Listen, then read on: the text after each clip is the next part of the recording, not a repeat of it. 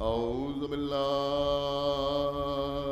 السميع العلي العظيم من الشيطان اللعين الرجيم. بسم الله الرحمن الرحيم. الحمد لله الذي هدانا لهذا وما كنا لنهتدي لولا أن هدانا الله. لقد جاءت رسل ربنا بالحق. الصلاة والسلام على صاحب الدين والإسلام والحل والحرام والركن والمقام والصلاة والصيام والسجود والقيام والشريعة والأحكام والحجة والبرهان والمحبة والعرفان والحق والبيان والكتاب والقرآن. سيدنا ونبينا وشفيعنا ومولانا ومولى الثقلين جد الحسن والحسين أبي القاسم محمد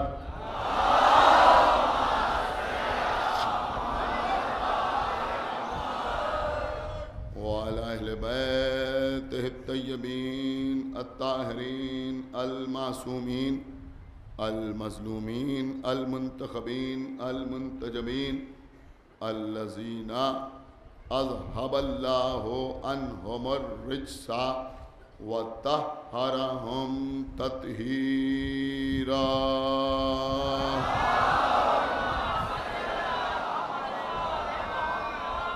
ولعنة الله على أعدائهم وقتلتهم وغاصبي حقوقهم ومنكري فضائلهم ومصائبهم أجمعين من الآن إلى يوم الدين. اللهم عذبهم عذابا يستغيث منه أهل النار. آمين رب العالمين. أما بعد فقد قال الله سبحانه تبارك وتعالى في كتابه المجيد وفرقانه الحميد وقوله الحق. بسم الله الرحمن الرحيم. ثم أورثنا الكتاب الذين اصطفينا من عبادنا. صلوات محمد.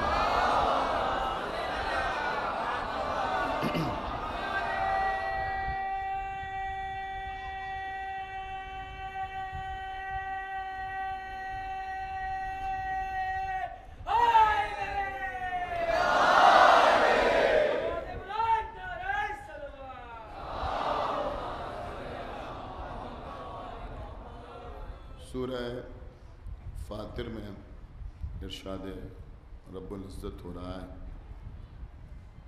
کہ ہم نے اپنے بندوں میں سے کچھ بندوں کو چن لیا، اور جن کو ہم نے چنا، جن کو ہم نے منتخب کیا، جن کا ہم نے استعفیٰ کیا، جن کو ہم نے مصطفیٰ بنایا، انہیں ہم نے اپنی کتاب یعنی قرآن مجید کا وارث قرار دیا۔ دیکھیے عزیزوں، پیغمبر اسلام پر ان کی امت کی طرف سے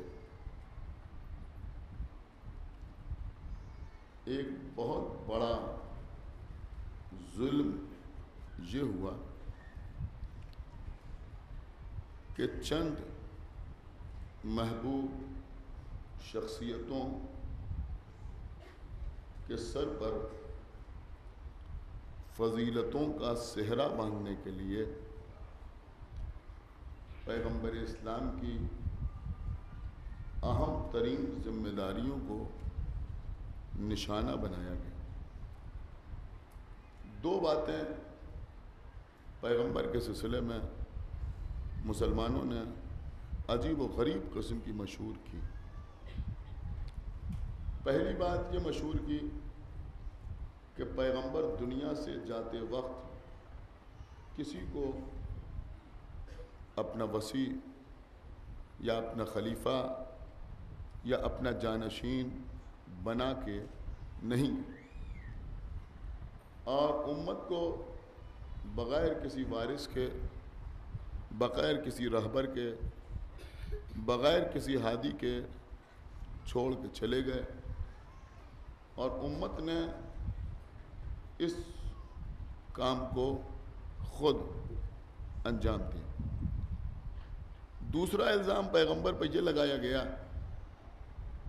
کہ پیغمبر دنیا سے گئے تو قرآن کو جمع شدہ حالت میں چھوڑ کے نہیں گئے، بکھرا ہوا قرآن چھوڑ کے گئے جو ہڈیوں پہ لکھا ہوا تھا، لکڑی کی تختیوں پہ لکھا ہوا تھا، پتھروں پہ لکھا ہوا تھا، بکری کی کھال پہ لکھا ہوا تھا، درخت کے پتوں پہ لکھا ہوا تھا، اور وہ بھی ایک جگہ پہ موجود نہیں تھا بلکہ الگ الگ لوگوں کے پاس سورے اور آیتیں موجود تھیں. اور ایک صاحب نے اپنے دور میں قرآن کو جمع کیا، اور اگر وہ قرآن جمع نہ کرتے تو آج مسلمانوں کے پاس قرآن نہ ہوتا. یعنی کسی کے سر پر جمع قرآن کا صحرا باندھنے کے لیے اللہ کے رسول پر یہ الزام لگایا گیا کہ وہ کام کہ جو پیغمبر کو کرنا چاہیے تھا وہ پیغمبر نے نہیں کیا، بلکہ پیغمبر کے بعد پیغمبر کے ایک صحابی نے اپنے دور خلافت میں انجام دیا. دیکھیں عزیزوں، آج کی مجلس میں کچھ اہم ترین گفتگو آپ سے ہوگی. انشاءاللہ آپ داد بھی دیں گے، صلوات بھی پڑھیں گے، نعرے بھی لگائیں گے، لیکن یہ کچھ میٹر ہے جو میں چاہتا ہوں کہ ان مجالس کے حوالے سے آپ تک بھی پہنچ جائے، اور بعد میں جہاں جہاں یوٹیوب پر یہ مجلس دیکھی جائے وہاں تک یہ بات پہنچ جائے. بڑے فخر سے لوگ کہتے ہیں کہ پیغمبر دنیا سے گزر گئے لیکن قرآن جمع شدہ حالت میں موجود نہیں تھا. آئیے آج تھوڑی سی گفتگو جمع قرآن کے سلسلے میں ہو جائے کہ قرآن کب جمع ہوا اور کیسے جمع ہوا اور کس انداز سے قرآن جمع کیا گیا. دیکھیے عزیزو، پہلی بات تو میں آپ کے سامنے یہ عرض کروں گا کہ تمام مسلمان بہت توجہ کے ساتھ سنیے گا، اور میں سمجھتا ہوں کہ یہ لڑکے جو سامنے بیٹھے ہوئے ہیں یہ صرف جذباتی باتوں پر داد دینے والے نہیں ہیں بلکہ بات کو سمجھنے والے ہیں. دیکھیے پہلی بات یہ ہے کہ تمام مسلمانوں نے اپنی اپنی کتابوں میں یہ تحریر کیا کہ غدیر کے میدان میں اللہ کے رسول نے اعلان ولایت سے پہلے مسلمانوں کو مخاطب کر کے کہا کہ انی تارکم فیکم الثقلین، کہ میں تمہارے درمیان دو وزنی چیزیں چھوڑے جاتا ہوں. دیکھیں یہ آخر وقت کا بھی واقعہ ہے، اور غدیر میں بھی باقاعدہ یہ موجود ہے کہ غدیر میں رسول اللہ نے منبر سے یہ کہا کہ میں تمہارے درمیان دو وزنی چیزیں چھوڑے جا رہا ہوں، ایک کتاب خدا ہے، دوسرے میرے اہل بیت ہیں، میری اطرت ہے. بہت غور سے سنیے جو میں عرض کر رہا ہوں. جب نبی نے غدیر کے میدان میں یہ فرمایا تو اس وقت غدیر کے میدان میں 2-4 لوگ موجود نہیں تھے بلکہ 1,20,000 یا 1,40,000 کا مجمع تھا. آپ غور نہیں کر رہے ہیں؟ 1,40,000 کے مجمع میں پیغمبر اسلام نے کہا کہ میں تمہارے درمیان دو چیزیں چھوڑے جا رہا ہوں، ایک کتاب خدا ہے اور دوسرے میرے اہل بیت ہیں. بہت توجہ، اس میں تو لوگوں کو اختلاف ہے کہ پیغمبر نے اہل بیت کا نام لیا یا نہیں لیا، لیکن اس میں کسی قسم کا اختلاف نہیں ہے کہ پیغمبر نے کتاب کا نام لیا کہ میں تمہارے درمیان کتاب چھوڑ کے جا رہا ہوں، میں تمہارے درمیان قرآن چھوڑ کے جا رہا ہوں. کیا ہم کو یہ پوچھنے کا حق نہیں ہے کہ جب 1,40,000 یا 1,20,000 کے مجمع میں پیغمبر نے کہا کہ میں تمہارے درمیان کتاب چھوڑ کے جا رہا ہوں، تو اگر قرآن نبی کے زمانے میں جمع شدہ حالت میں موجود نہیں تھا اور تیسرے دور خلافت پہ جمع ہوا تو کسی نے کھڑے ہو کے کیوں نہیں پوچھا کہ وہ کتاب کہاں ہے؟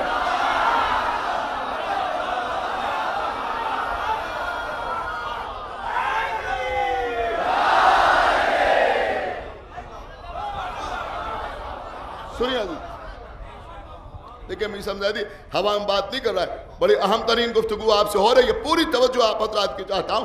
ماشاءاللہ پڑھے لکھے لوگ یہاں کے اوپر آتے ہیں، جو نوجوان ہیں وہ بھی پڑھے لکھے ہیں اور جو بزرگ ہیں وہ بھی پڑھے لکھے ہیں، اس لیے کہ علم کا عمر سے کوئی تعلق نہیں۔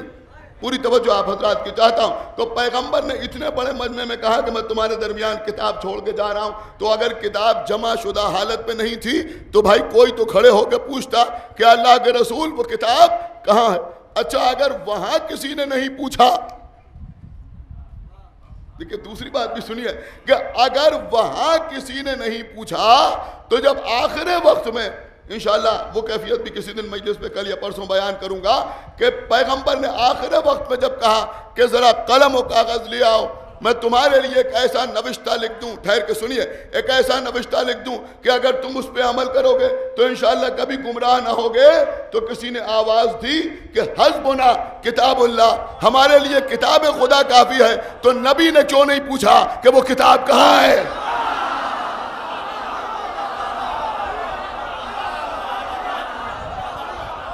بھائی ایک صلوات پڑھے بل محمد وآل محمد، سننا ہے ایک صلوات اور پڑھے بل محمد وآل محمد۔ دیکھیں قبلہ جہاں جہاں آواز آ رہی ہے سب بہت غور سے سنیں جو بات میں عرض کر رہا ہوں، تو اس کا مطلب یہ ہوا کہ رسول کے زمانے میں قرآن جمع ہو چکا تھا۔ کیا سن رہے ہیں آپ؟ قرآن جمع ہو چکا تھا۔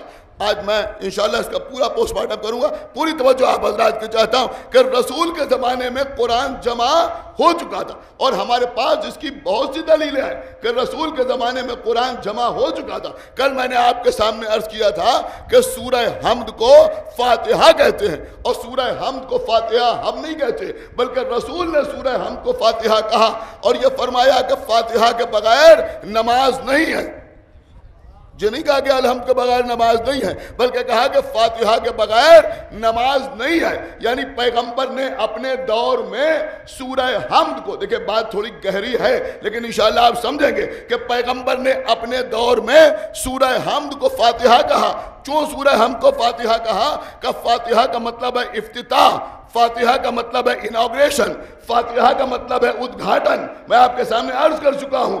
تو اس کا مطلب یہ ہوا کہ سورہ حمد قرآن میں اس جگہ ہے کہ اسے فاتحہ کہا گیا۔ ہمارے گھر میں جو قرآن ہے اسے کھول کے دیکھیے، سب سے پہلے اس میں سورہ حمد ہے، اسی لیے اسے فاتحہ کہا گیا۔ جبکہ قرآن جو نازل ہوا تو سب سے پہلے سورہ حمد نازل نہیں ہوا، بلکہ سب سے پہلے اقرا نازل ہوا۔ تو بھیا جب سورہ اقرا نازل ہوا تو فاتحہ تنزیل کے اعتبار سے اسے کہنا چاہیے۔ یہ پیغمبر نے سورہ حمد کو جو فاتحہ کہا تو کیوں کہا، کس لیے کہا؟ پیغمبر کا سورہ حمد کو فاتحہ کہنا یہ بتاتا ہے کہ جس صورت میں آج قرآن ہمارے گھر میں موجود ہے ایسے ہی پیغمبر کے دور میں موجود تھا۔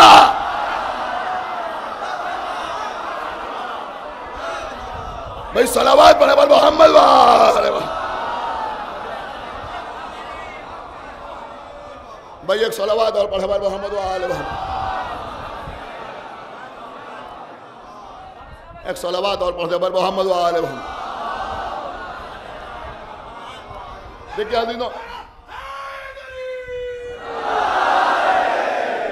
دیکھیں میں نے جو محنت کی ہے وہ آپ کی خدمت میں عرض کر رہا ہوں۔ اب آگے ذمہ داری آپ کی ہے، آگے ذمہ داری آپ کی ہے کہ آپ اپنے حسن سماعت کا اظہار کس طرح سے کرتے ہیں۔ کوئی یہ نہ کہے کہ صاحب مجلس میں ہلکی بھلکی باتیں پیش کی جاتی ہیں تو لوگ نعرے لگاتے ہیں، سبحان اللہ کہتے ہیں، ماشاء اللہ کہتے ہیں، کوئی قاعدے کی بات پڑھی جائے تو لوگ خاموش رہتے ہیں۔ پوری توجہ آپ حضرات کی چاہتا ہوں۔ تو عزیزوں پیغمبر کے زمانے میں یہ قرآن جمع ہو چکا تھا۔ اب سنیے عزیزوں، مفسرین نے تحریر کیا، بہت توجہ، مفسرین نے تحریر کیا۔ کچھ عجیب عجیب باتیں، یعنی ہماری کتابوں میں نہیں، دوسروں کی کتابوں میں. میرا صاحب سنیے گا، عجیب عجیب باتیں تحریر ہے. اس قدر شدید اختلافات ہیں ایک روایت اور دوسری روایت کے درمیان. ہم نے دیکھا کہ وہ لکھتے ہیں کہ نبی کے زمانے میں، سنیے، نبی کے زمانے میں 4 افراد نے قرآن جمع کیا. 4 افراد نے قرآن جمع کیا. کس نے کہ ابی ابن کعب. 4 لوگوں نے قرآن جمع کیا. کون؟ ابی ابن کعب، معاذ بن جبل، زید ابن ثابت اور ابو زید. یہ 4 آدمی تھے جنہوں نے نبی کے زمانے میں قرآن جمع کیا. اس کو سب مانتے ہیں کہ نبی کے زمانے میں ان لوگوں نے قرآن جمع کیا. دوسری جگہ کیا لکھا جا رہا ہے کہ خلیفہ اول کے زمانے میں، سنیے سن لیجئے خدا کے لیے، خلیفہ اول کے زمانے میں جنگ یمامہ ہوئی اور جنگ یمامہ میں 700 حافظان قرآن قتل ہو گئے. کیا سن رہے ہیں؟ 700 حافظان قرآن قتل ہو گئے. حالانکہ اس مجمع کو آپ سے پوچھنے کا مکمل اختیار ہے کہ بھیا جب قرآن جمع ہی نہیں ہوا تھا تو یہ حافظ آئے کہاں سے؟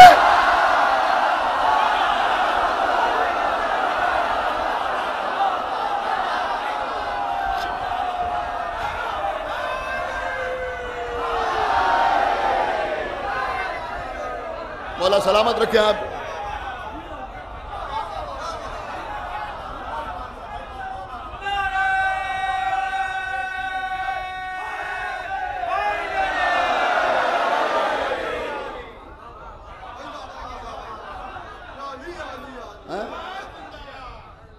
غور کیا آپ نے؟ جب جمع ہی نہیں ہوا تھا تو بڑی حافظ کہاں سے آئے؟ بہرحال خیر چلیے چھوڑیے، آگے بڑھیے. 700 حافظان قرآن جنگ یمامہ میں قتل ہوئے. سب نہیں قتل ہوئے، 700 قتل ہوئے. تو پسر ابی قحافہ نے یعنی خلیفہ اول نے زید ابن ثابت کو بلایا. لیکن میں تاریخ پڑھ رہا ہوں. زید ابن ثابت کو بلایا اور بلانے کے بعد کہا سنو، پسر خطاب ہمارے پاس آئے اور آنے کے بعد، دیکھیں ان کے جملے عرض کر رہا ہوں اپنی طرف سے نہیں، آئے اور آنے کے بعد ہم سے یہ کہا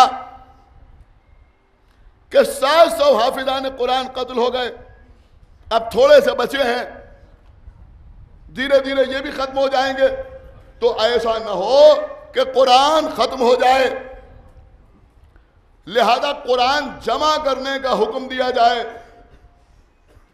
قرآن جمع کرنے کا حکم دیا جائے. تو خلیفہ اول نے زید ابن ثابت سے کہا کہ میں نے بڑے بھائی سے کہا یا چھوٹے بھائی سے کہا، کیا سن رہا ہے؟ پسر خطاب سے کہا کہ جو کام رسول نے نہیں کیا، سن رہے ہیں؟ جو کام رسول نے نہیں کیا وہ ہم کیسے کریں؟ تو یہ کہتے ہیں انہوں نے کہا کہ یہ بدعت حسنہ ہے. کیا سن رہے ہیں آپ؟ بچوں کے لیے ایک جملہ عرض کر دوں، کبھی کبھی صوتی قافیے استعمال ہوتے ہیں، ارے بھیا ہنسنے والی بدعت سمجھ میں آتی ہے، رونے والی سیرت سمجھ میں نہیں آتی. تو انہوں نے کہا کہ یہ بدعت حسنہ ہے، لہذا جمع کرو. تو زید ابن ثابت سے کہا کہ میں تمہیں انچارج بناتا ہوں اور تم قرآن جمع کرو. اب یہ کہتے ہیں زید ابن ثابت نے پتھروں سے، دیکھیں جملے ہیں، خدا کے لیے بہت بیدار ہو کے سنیے کہ زید ابن ثابت نے پتھروں سے، پتوں سے، ہڈیوں سے، کیا سن رہے ہیں، کاغذ کے ٹکڑوں سے، کپڑے کے پارچوں سے، نہیں غور کر رہے آپ، قرآن جمع کیا. کب جمع کیا؟ کہ خلیفہ اول کے زمانے میں زید بن ثابت نے اس طرح سے قرآن جمع کیا. دیکھیں اس روایت میں چند اعتراضات ہم وارد کر سکتے ہیں، پوری توجہ آپ حضرات کی چاہتا ہوں. پہلا سوال ہمارا یہ ہے کہ جب 700 حافظان قرآن قتل ہو گئے اور کہا یہ جا رہا ہے کہ جو بچے ہیں وہ بھی ختم ہو جائیں گے، تو اس کا مطلب یہ ہوا کہ کچھ حافظان قرآن تھے، تو جب اس وقت حافظان قرآن موجود تھے، جب اس وقت حافظان قرآن موجود تھے، تو پھر یہ ہڈیوں سے اور پتوں سے اور پتھروں سے بھائی صلوات پڑھے محمد وآل محمد قرآن جمع کرنے کی ضرورت ہے۔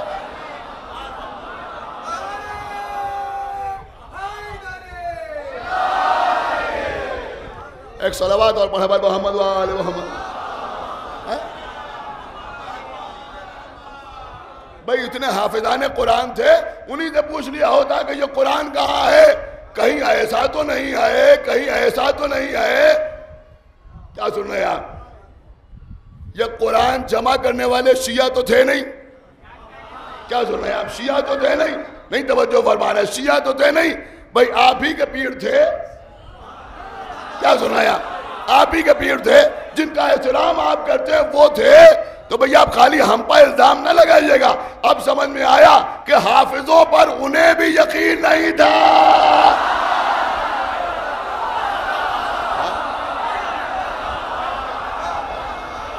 صلوات پڑھے محمد وآل محمد۔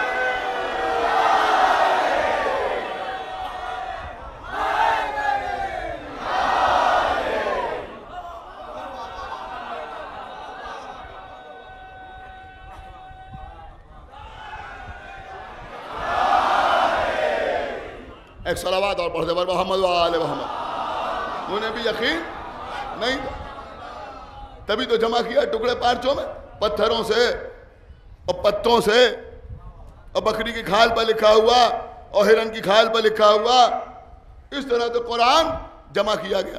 اچھا یہ تو آپ نے سن لیا، بہت غور سے سن لیا، لیکن ایک بات اور میں آپ کے سامنے عرض کر رہا ہوں، ابھی میں نے آپ کے سامنے عرض کیا، وہ بھی علامہ مجلسی کی روایت نہیں ہے، شیخ صدوق کی روایت نہیں ہے، شیخ مفید کی روایت نہیں ہے، شیخ کلینی کی روایت نہیں ہے، اصول کافی میں نہیں ہے، من لا یزل الفقی میں نہیں ہے، تہذیب میں نہیں ہے، استفسار میں نہیں ہے، بہار الانوار میں نہیں ہے۔ کیا سن رہے ہیں آپ؟ خدا کے لیے بیدار ہوئیے۔ طبری نے لکھا ہے، عاصم کوفی نے تحریر کیا ہے، ابن کثیر نے لکھا ہے، ابن عثیر نے لکھا ہے۔ میری بات سمجھے آپ؟ یعنی ہماری کتابوں کی بات نہیں ہے، ان کی کتابوں میں موجود ہے کہ رسول اللہ نے اپنے زمانے میں 4 آدمیوں سے قرآن جمع کرایا۔ کس سے قرآن جمع کرایا؟ کہ زید ابن ثابت، بہت توجہ، زید ابن ثابت، ان سے قرآن جمع کرایا۔ دوسرا کون؟ کہ ابی ابن کعب، ان سے قرآن جمع کرایا۔ تیسرے معاذ بن جبل، ان سے قرآن جمع کرایا۔ چوتھے ابو زید، ان سے قرآن جمع کرایا۔ یہ تو ملا کہ ان سے قرآن جمع کرایا، لیکن خلافت اول کے، دیکھیں بہت غور سے سنیے گا، خلافت اول کے دور میں انہی میں سے ایک زید ابن ثابت کو قرآن جمع کرنے کے لیے پتھروں کا، جانوروں کی کھال کا، کاغذ کے ٹکڑوں کا، سمجھ رہے ہیں آپ، پتوں کا سہارا لینا پڑا۔ اس کا مطلب یہ ہوا کہ جو قرآن پیغمبر نے جمع کرایا تھا وہ اصحاب کے پاس نہیں تھا۔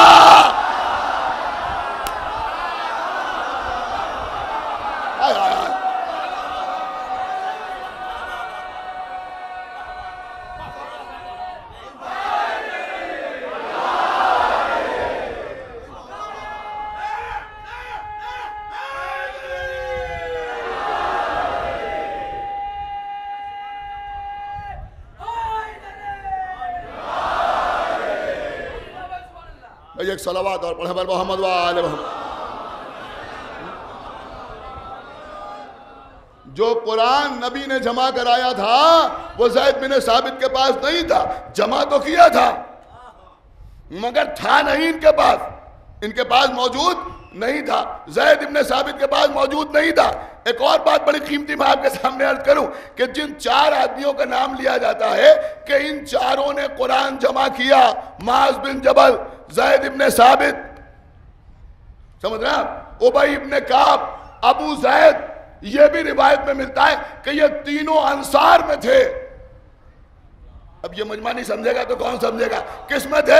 کہ انصار میں تھے۔ انصار کا مطلب کیا ہوا؟ مدینے کے رہنے والے تھے۔ نہیں غور کیا آپ نے؟ یہ مدینے کے رہنے والے تھے، انصار تھے۔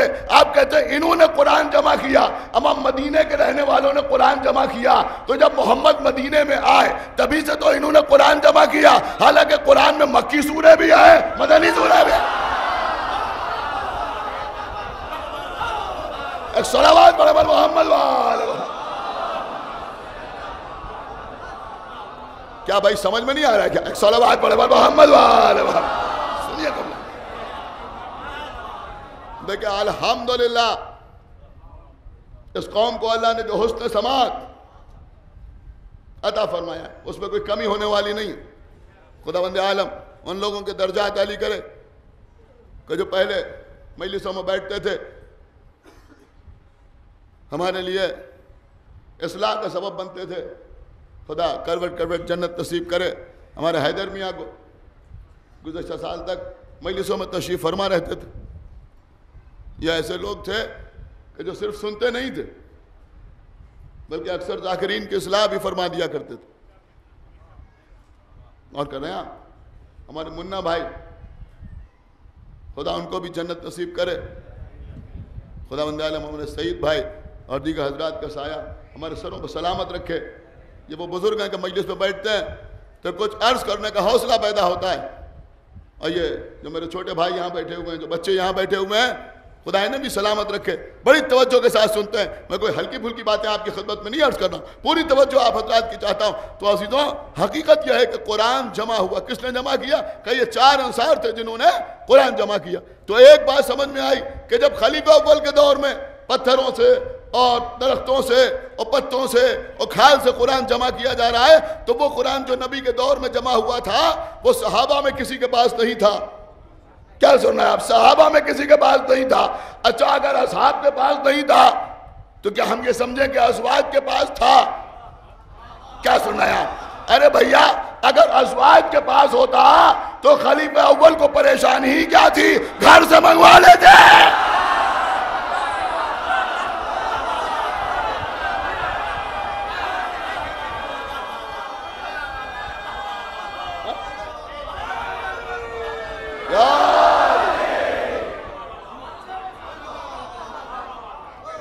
ایک صلوات اور پڑھے بر محمد وآلہ محمد۔ مولا علی، مولا علی سنیے عزیز، علامہ ابن ابی الحدید معتزلی، یہ بھی شیعہ نہیں، نہج البلاغہ کی شرح تحریر کی علامہ ابن ابی الحدید معتزلی نے، انہوں نے لکھا کہ رسول کے زمانے میں علی کے علاوہ، دیکھیں اب وہ لکھ رہے ہیں، یہ تاریخ الگ، علامہ ابن ابی الحدید معتزلی لکھ رہے ہیں کہ رسول کے زمانے میں علی کے علاوہ نہ کوئی حافظ قرآن تھا نہ کوئی جامع قرآن تھا۔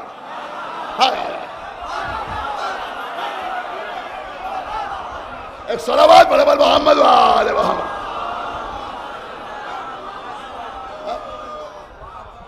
ہماری جان قربان۔ اب آپ مجھے بتائیں، چلیے ٹھیک ہے، ایک کمیٹی بنائی گئی، لوگوں سے کہا گیا زید بن ثابت کو سربراہ بنایا گیا، کیا اس وقت مجلس میں بیٹھنے والوں کو یہ پوچھنے کا حق نہیں ہے کہ اتنے اہم ترین کام میں، کیا سن رہے ہیں، جب قرآن جمع کیا جا رہا ہے تو اس علی سے مشورہ کیوں نہیں لیا گیا جس کے لیے نبی نے کہا تھا کہ علی و مع القرآن والقرآن و مع علی؟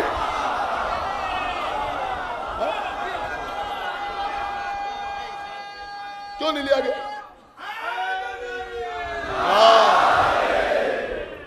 ایک صلوات اور پڑھے بر محمد وآلہ محمد۔ علی سے کیوں نہیں مشورہ لیا گیا؟ دیکھیں عزیزوں، یہ ثابت کرنے کے لیے کہ مولا علی ناراض نہیں تھے، خوش تھے، بیعت کرنا چاہتے تھے، لیکن اس لیے نہیں آئے کہ علی قرآن جمع کر رہے تھے، بے شک جمع کر رہے تھے۔ کیا جمع کر رہے تھے؟ ابھی میں آپ کے سامنے عرض کروں. علی قرآن جمع کر رہے تھے، قرآن جمع کر رہے تھے، اور یہ فرمایا تھا کہ میں نماز کے علاوہ اب دوش پر ردا نہیں ڈالوں گا جب تک قرآن جمع نہ کر لوں. علی اپنا جمع شدہ قرآن لے کے آئے تو کہا یا علی ہمیں آپ کا قرآن نہیں چاہیے. کیا سن رہے ہیں آپ غور کر رہے ہیں؟ یا علی ہمیں آپ کا قرآن نہیں چاہیے. مولا علی نے اسرار بھی نہیں لیا، قرآن لے کے واپس چلے گئے. لیکن ایک بات سمجھ میں آئی، کہا یا علی ہمیں آپ کا قرآن نہیں چاہیے. ایسے متعصب کہ اگر علی سے ملے تو قرآن بھی نہیں چاہیے.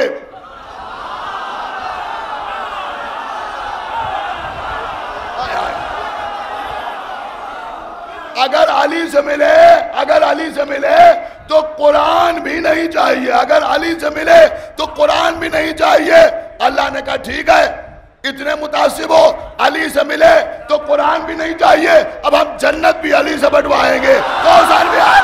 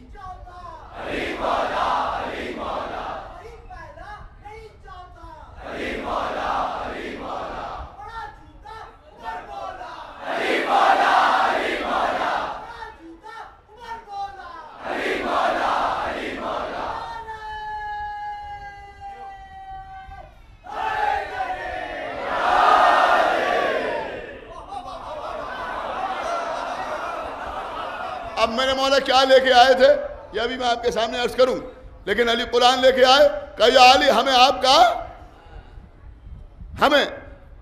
کا قرآن نہیں چاہیے، آپ کا قرآن نہیں چاہیے. مولا علی اپنا قرآن لے کے واپس چلے گئے. پھر قرآن جمع ہوا، کئی نسخے بنائے گئے، وہ نسخے مختلف جگہوں پر بھجوائے گئے. ایک طرف یہ کہہ رہے ہیں کہ نبی کے دور میں قرآن جمع نہیں ہوا، دوسری طرف تعریف ہو رہی ہے ارے آپ ان کو یہ کہتے ہیں یہ کاتبین وحی میں شامل تھے. کیا مطلب؟ یہ وحی کو لکھا کرتے تھے. تو بھیا یہ کیوں لکھواتے تھے نبی بھائی؟ کیا سن رہے ہیں؟ یہ بھی کاتب وحی، وہ بھی کاتب وحی، وہ بھی کاتب وحی، وہ بھی کاتب وحی. انتہا یہ ہے کہ یزید کا باپ یزید کے باپ انہوں نے کہا یہ بھی کاتبین وحی میں شامل تھے، یہ بھی کاتبین وحی میں شامل تھے. بھیا ساری دنیا میں جا کے دیکھو، تقریباً 15 قرآن کے نسخے ایسے ہیں جن کے بارے میں دعویٰ یہ ہے کہ یہ مولا علی کے ہاتھ کے لکھے ہوئے ہیں.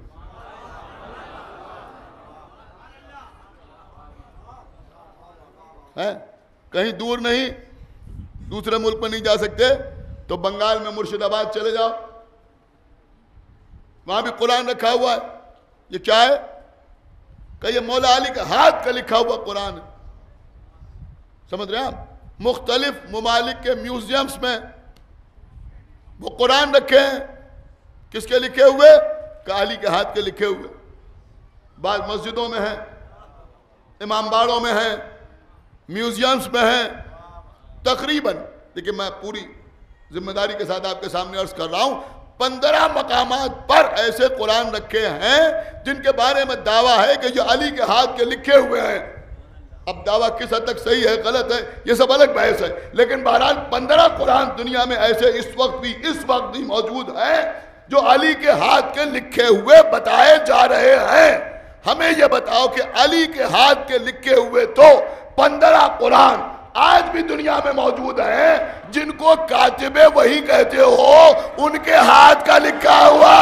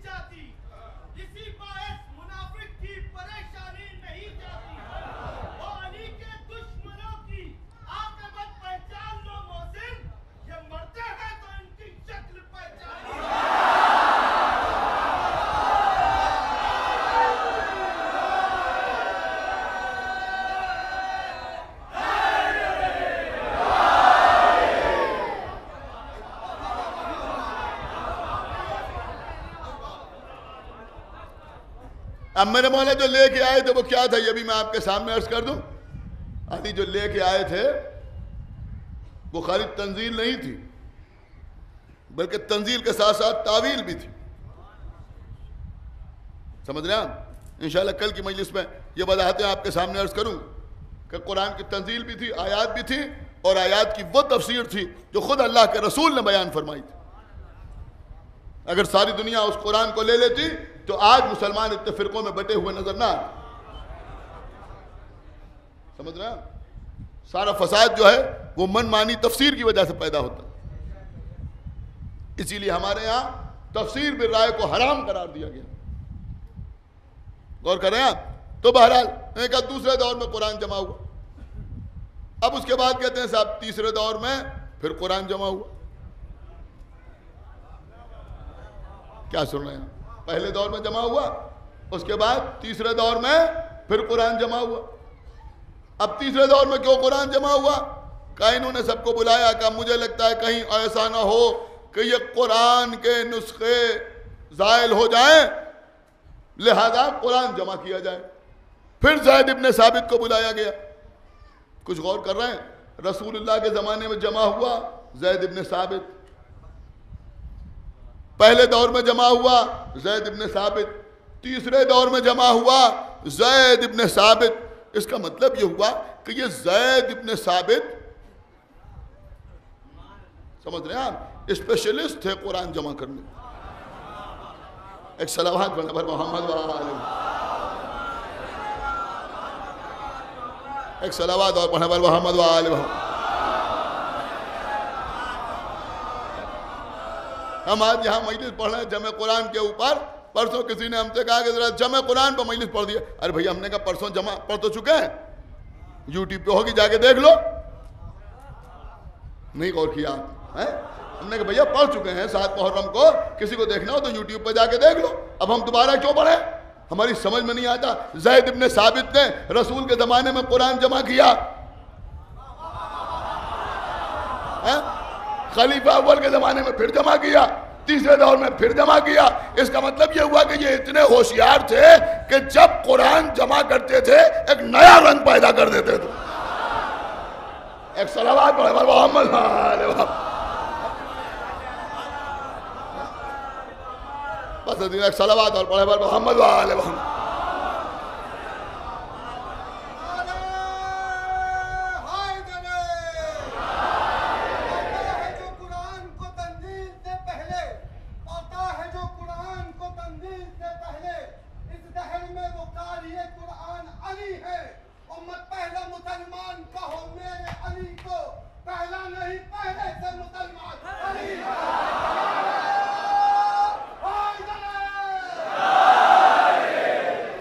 اب تیسرے دور میں زید ابن ثابت نے کیسے جمع کیا؟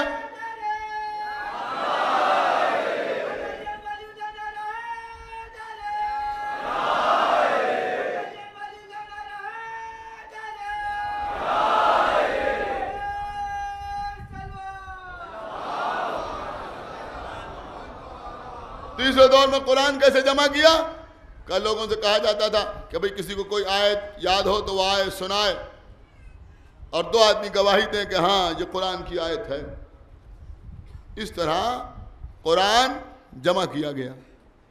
اس طرح قرآن جمع کیا گیا. بس عزیزوں بہت دیر پڑھ لیا میں نے. اس طرح قرآن جمع کیا گیا. اب لوگ کہتے ہیں آپ کو قرآن سے آپ کو قرآن کہاں سے ملا؟ ارے بھیا ہم کو ادھر ادھر جانے کی ضرورت نہیں ہے, ہم کو بہکنے کی ضرورت نہیں ہے. ابھی میں نے اعلان کیا کہ نواز گنج میں جو قدیم نجف ہے اس کی تعمیر کا کام چل رہا ہے. مومنین سے گزارش ہے کہ تعاون فرمائیں. اس امام باڑے کے سلسلے میں میں نے آپ سے تعاون کی درخواست کی, اور خداوند عالم درجات عالی کرے, جناب یوسف اختر صاحب کی محنتیں تھیں اور آپ حضرات نے تعاون کیا, یہ امام باڑہ بن کے تیار ہو گیا. 10 روپے بھی دیے لوگوں نے, 20 روپے بھی دیے, 50 بھی دیے, 100 بھی دیے, 1000 بھی دیے, لاکھ بھی دیے, میٹیریل بھی دیا, امام باڑہ بن کے تیار ہو گیا. تعاون کی اپیل کی گئی, چندے سے, یہی لفظ استعمال ہوتا ہے نا, چندے سے مسجد تعمیر ہو گئی, امام باڑہ تعمیر ہو گیا. لیکن جب نواب آصف الدولہ نے بڑا امام باڑہ بنوایا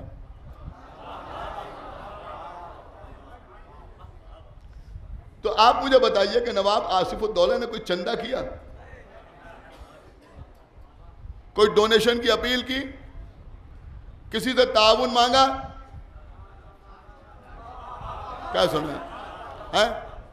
جمعے میں اعلان کرایا کہ بھائی جو امام باڑے کی تعمیر میں حصہ لینا چاہے وہ آ جائے, کچھ نہیں کیا. اتنا بڑا امام باڑہ بنوا دیا. تو کیا اس وقت چندہ لینا حرام تھا, آج حلال ہو گیا؟ اس وقت ناجائز تھا, اب جائز ہو گیا؟ آپ سمجھئے ضرورت کی بات ہوتی ہے. اس وقت چونکہ کوئی ایک آدمی ایسا صاحب حیثیت نہیں ہے کہ سارا کام اکیلے کرا سکے, اس لیے چندہ کیا جاتا ہے. آصف الدولہ خود صاحب خزانہ تھے, خود صاحب حیثیت تھے, بڑا امام باڑہ بنوا دیا. ان کو چندہ کرنے کی ضرورت نہیں تھی. کیا سن رہے ہیں؟ اب یہ جو 2 آیتوں کا چندہ کیا جا رہا ہے,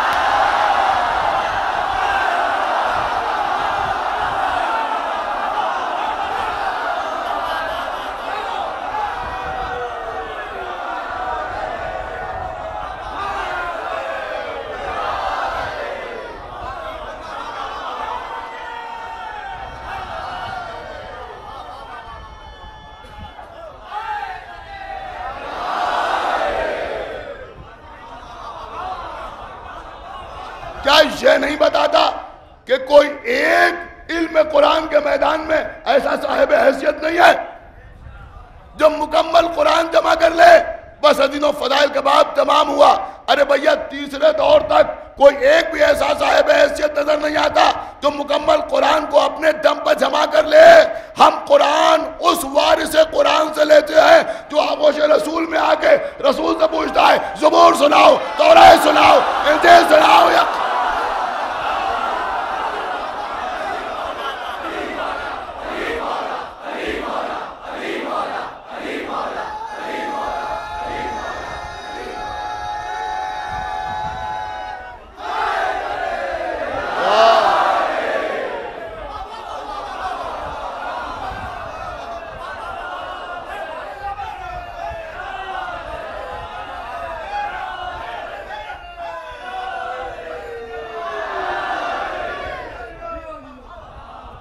سنیے عزیزوں, ہم پر لوگ تحریف قرآن کا الزام لگاتے ہیں, کہتے ہیں یہ شیعہ تحریف قرآن کے قائل ہیں. اب بھیا ہم تحریف قرآن کے قائل ہو ہی نہیں سکتے. کیا سن رہے ہیں؟ ہم تحریف قرآن کے قائل ہو ہی نہیں سکتے, اس لیے کہ ہم جمع قرآن کے اس پروسیسی کو نہیں مانتے. اگر ہم یہ مانتے کہ 2 آیتیں 4 آیتیں لوگوں کے حافظے سے نکال کر قرآن جمع ہوا ہے تو ہم کیا ہر عقل مند آدمی تحریف کا قائل ہوتا. ہم تو یہ مانتے ہیں کہ قرآن نبی کے دور میں جمع ہوا, یا یوں سمجھو کہ معصوم نے جمع کرایا اور معصوم نے جمع کیا. صلوات محمد وآلہ محمد. بس قبلہ بات تمام. غور کیا آپ؟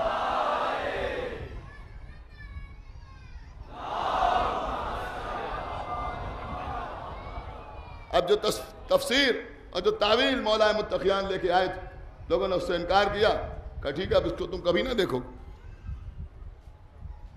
اور نتیجہ اسی کا ہے. کہ خالی تعویل سامنے ہے، خالی تنزیل سامنے ہے، تعویل کا پتہ نہیں. ہر آدمی اپنے مطلب سے، اپنی مرضی کے مطابق، اپنی عقل کے مطابق، اپنے قیاس کے مطابق تعویل قرآن کر رہا ہے، جس کی وجہ سے اختلافات بڑھتے چلے جا رہے ہیں. جبکہ اللہ نے صاف صاف کہہ دیا کہ ثم اورثنا الکتاب الذین اصطفینا من عبادنا، کہ ہم نے اپنے بندوں میں سے کچھ بندوں کو چن لیا اور ان کو قرآن کا وارث بنایا. اب ظاہر سی بات ہے کہ یہ وارثان قرآن. اب اگر کبھی قرآن پر کوئی حرف آئے گا تو کوئی اور نکل کے سامنے نہیں آئے گا، بلکہ جو وارث قرآن ہے وہ سامنے آئے گا.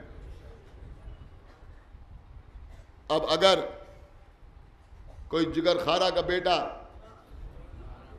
کوئی شراب خار حکومت کے نشے میں چور ہو کے یہ کہے گا کہ نہ کوئی خبر آئی تھی نہ کوئی وحی آئی تھی، خبر و وحی کا انکار کرے گا، یہ خبر و وحی کا انکار قرآن کا انکار ہے، تو پھر مقابلے پر وہی آئے گا کہ جو وارث قرآن ہو. حسین وارث قرآن کا نام. بس مجلس تمام ہو رہا. عزیزوں، حفاظت قرآن کے لیے، حفاظت دین کے لیے کربلا میں آقا حسین نے اپنا بھرا ہوا گھر قربان کر دیا.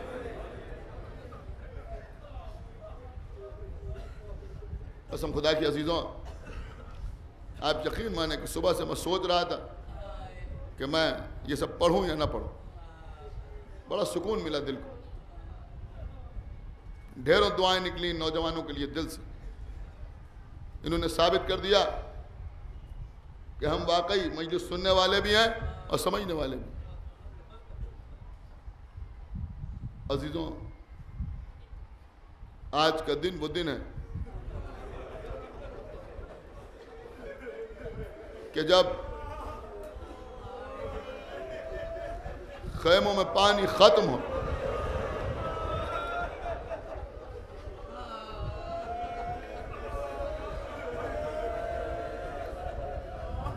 آپ مومنین کے محلوں سے گزریے، عزاداری کے مراکز سے گزریے، سبیلیں لگی ہوئی ہیں. چھوٹے چھوٹے بچے ہاتھوں میں آب سرد کے جام، شربت، چائے، کافی لیے ہوئے چلے آ رہے ہیں. پانی پی لیجئے، چائے پی لیجئے، شربت پی لیجئے.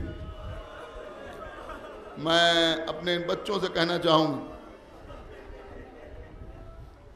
تبرک شرف، بہت بڑا شرف. ایک گلاس پانی ہم نے اپنے گھر میں پیا،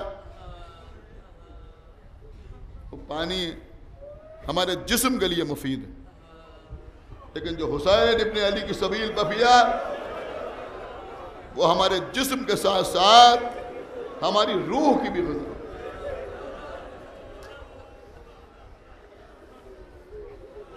احترام کے ساتھ سبیل کا پانی پینے کے لیے ہے تو پینے ہی کے لیے ہے، پیاسوں کے نام پہ ہے. اس سے کلی نہیں کی جائے گی. سمجھ رہے ہیں آپ؟ اس سے کلی نہیں کی جائے گی، اس سے کوئی اور کام نہیں کیا جائے گا. یہ پینے کے لیے، پیاسوں کے نام پہ ہے. یہ سوچ کے پانی کا کوزہ اٹھانا کہ کربلا کے میدان میں چھوٹے چھوٹے بچے ہاتھوں میں خالی کودے، اللہ تاش.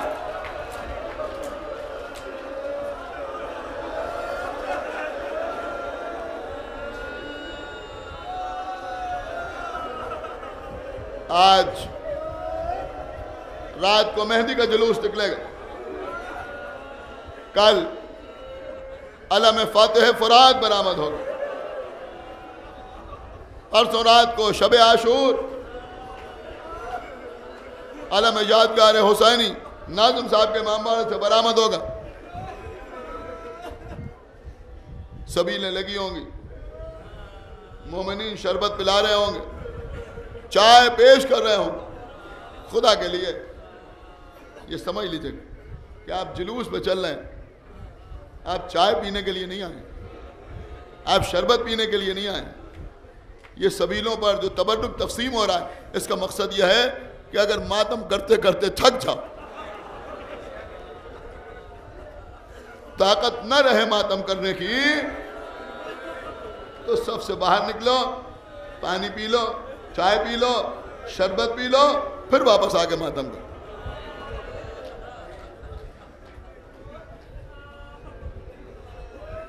جتنی دیر جلوس میں رہیے، اگر ماتم ہو رہا ہے تو ماتم کرتے رہیے. یہ جو شاہی جلوس نکلتے ہیں، یہ وراثت دکھانے کا ذریعہ نہیں ہے. سچ بن کے نہ جائیے. اور کر رہے ہیں آپ، جناب قاسم کی مہندی نکل رہی ہے،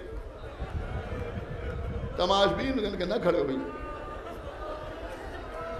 ساتھ ساتھ چلیے. کہیں پہ ماتم ہو رہا ہو تو ماتم کیجئے، اگر سوزخانی ہو رہی ہو تو ساتھ ساتھ چلیے، روتے ہوئے چلیے، گریہ کرتے ہوئے چلیے. احترام کے ساتھ تبرکات اعضاء کو بوسہ دیجئے. عزیزوں، آج 7ویں محرم، حسین کی پیاس کا ماتم، حسین کی تشنگی کا ماتم. یہ بھی یوں ہی نہیں ہے، یہی تو کہا تھا بیٹا سید سجاد، ہمارے شیعوں سے کہہ دینا کہ جب ٹھنڈا پانی پینا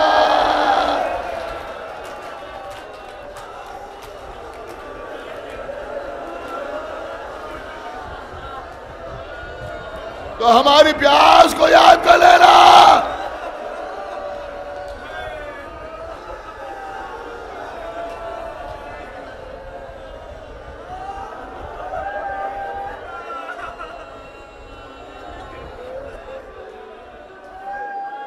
گلوے خوش سے ٹوٹا نہ پیاس کا رشتہ، ستم نے بیچ میں خنجر بھی رکھ کے دیکھ لیا.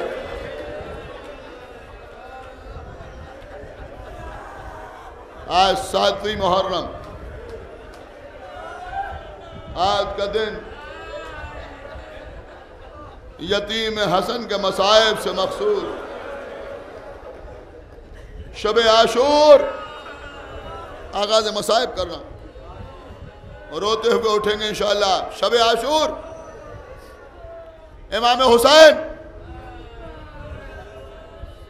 بہن زینب، اس رات کو میں دیکھنا چاہتا ہوں کہ اس وقت میرے اصحاب کیا کر رہے ہیں، میرے گھر والے کیا کر رہے ہیں. امام حسین چلے، سب سے پہلے اصحاب کے خیموں کا رخ کیا، دیکھا ایک بڑے خیمے میں تمام اصحاب حسین جمع.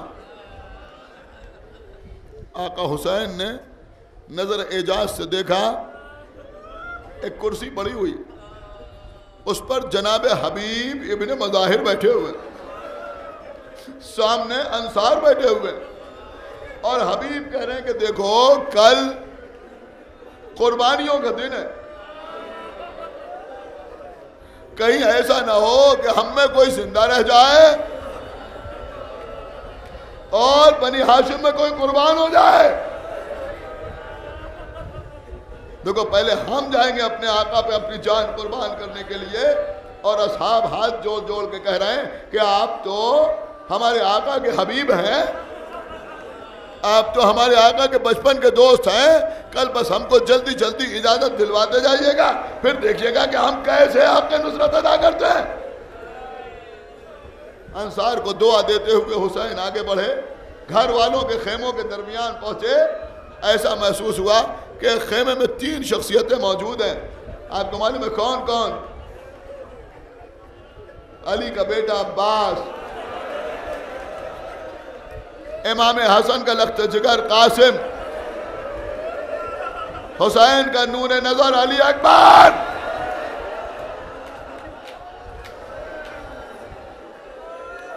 شہزادہ علی اکبر کہہ رہے ہیں چچا عباس، کل سب سے پہلے میں جاؤں گا اپنے بابا پر جان قربان کرنے کے. حضرت عباس آگے بڑھے، بھتیجے کے منہ پر ہاتھ رکھا، میرے لال میرے سامنے ایسی گفتگو نہ کرو، پہلے میں جاؤں گا. اپنے آقا پہ اپنی جان قربان کروں گا۔ ارے چچا اگر آپ میدان میں چلے گئے، آپ مارے گئے تو ہمارے بابا کی کمر شکستہ ہو جائے گی۔ میرے لال یہ بھی تو سوچو، اگر تم شہید ہو گئے تو میرے آقا کی آنکھوں کی روشنی جاتی رہے گی۔ 13 برس کا کم سن اٹھا چچا، نہ پہلے آپ میدان میں جائیے گا، نہ بھیا علی اکبر پہلے آپ میدان میں جائیے گا۔ اگر چچا عباس مارے گئے تو ہمارے چچا حسین کی کمر شکستہ ہو جائے گی۔ اگر بھیا علی اکبر شہید ہو گئے تو ہمارے چچا کی آنکھوں کی روشنی جاتی رہے گی۔ لہذا پہلے میں جاؤں گا، جا کر اپنے چچا پہ اپنی جان قربان کروں گا، اس لیے کہ میری شہادت سے نہ چچا کی کمر شکستہ ہوگی، نہ آنکھوں کا نور جائے گا۔ ارے میں تو یتیم ہوں، بس اتنا سننا تھا۔ حسین اندر داخل ہوئے، بھتیجے کو سینے سے لگایا، میرے لال، ارے جب تک چچا زندہ ہے اپنے کو یتیم نہ کہنا۔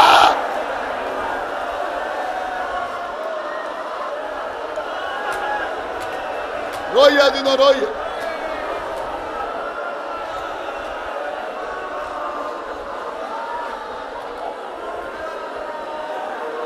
اپنے کو یتیم نہ کہنا۔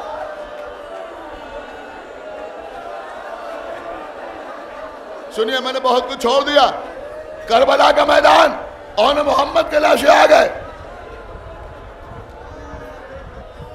بازو کا تعویذ دے کے قاسم آئے، میدان میں جانے کی اجازت ملی۔ سنیے عزیزوں، میدان میں جانے کی اجازت ملی۔ امام حسین اجازت دینے کے بعد جناب قاسم کو لے کر بی بی زینب کے خیمے میں آئے۔ کہا بہن زینب، ذرا تبرکات کا صندوقچہ لے کے آئیے۔ تبرکات کا صندوقچہ آیا، کھولا، امام حسن کا مخصوص سبز رنگ کا عمامہ نکالا، قاسم کے سر پہ رکھا، امام حسن کی ردا قاسم کے دوش پہ ڈالی، کمر میں قاسم کے بابا کا پٹکا باندھا۔ دیکھیں میری طرف دیکھیے، اس کے بعد قاسم کی بغلوں میں حسین نے دونوں ہاتھوں کو لگایا، جیسے غدیر میں نبی نے علی کو اٹھایا تھا، اسی طرح سے امام حسین نے قاسم کو اٹھایا، مدینے کا رخ کیا، آواز دی بھیا حسن، یہ ہے آپ کا قاسم، بھیا حسن یہ ہے آپ کا قاسم۔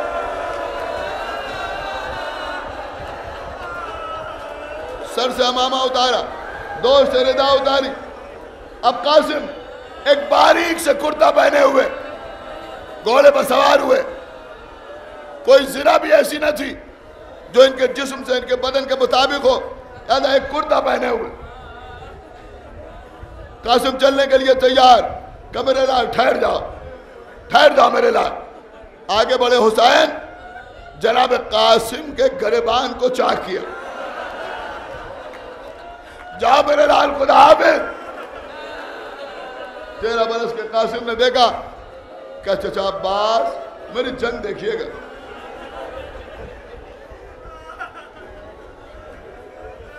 امو حسین میری جنگ دیکھیے گا۔ عزیز و شہزادہ آگے بڑھا،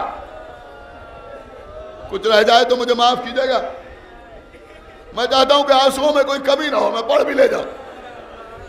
جناب زینب نے فضہ کو بھیجا، فضہ جاؤ میرے بھیا کو بلا لاؤ۔ امام حسین آئے، اے بھیا یہ قاسم کا گریبان کیوں جا کر دیا؟ بہن زینب یہ یتیمی کی علامت ہے، میں نے اس لیے گریبان جا کر دیا، ہو سکتا ہے کوئی قاسم پر یتیم سمجھ کے۔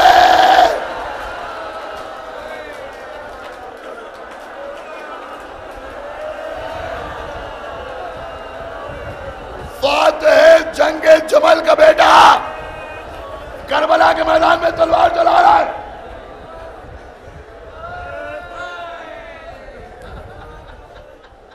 ازرق شامی اور اس کے 7 بیٹوں کو قتل کیا۔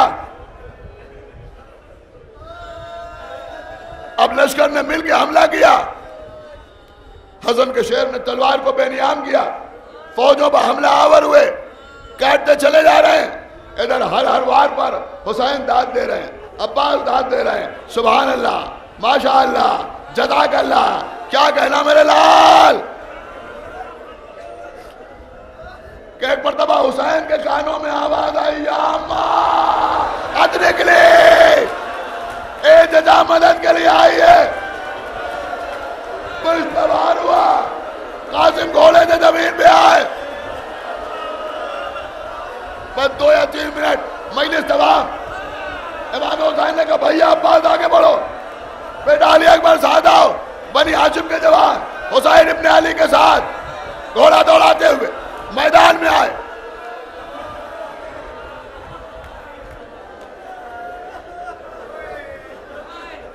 روایت کے جملے ہیں کہ آقا حسین کربلا کے میدان میں اتنی تیزی سے دوڑتے ہوئے کبھی نہیں آئے جتنی تیزی سے قاسم کے پکارنے میں آئے. ارے میں کیا عرض کروں جتنی تیزی سے قاسم کے پکارنے پہ آئے. ادھر کے گھوڑے ادھر کے گھوڑے ادھر.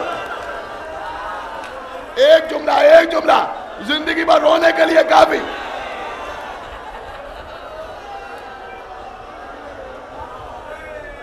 تھوڑا سا صبر.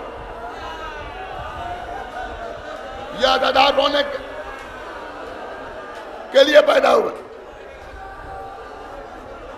خدا انہیں سلامت رکھے. سنیے عزیزو سنیے. امام حسین علی اکبر کے لاشوں پر بھی آئے. حضرت عباس کے پکارنے پر بھی آئے. اور محمد نے پکارا تب بھی آئے. جس شہید نے پکارا حسین میدان میں آئے. جب آئے تو ایک جگہ پر علی اکبر ملے. اور محمد نے پکارا آئے. ایک جگہ پہ اور ملے. ایک جگہ پہ محمد ملے.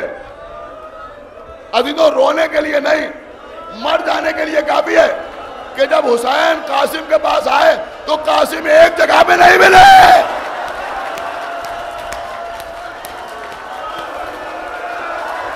ایک جگہ پہ نہیں ملے. ارے بکھرے ہوئے قاسم. حسین نے 2 حصے رضا اتاری. قاسم کی لاش کے ٹکڑے سمیٹے. ایک کٹری سی بنائی. حسین لے کے چلے. خیمے کے قریب آئے. بس مجلس تمام ہو رہی ہے. آخری جملہ مجلس تمام. حسین پہلے گندے شہیدہ میں نہیں گئے جہاں تمام شہداء کے لاشیں رکھے ہوئے تھے.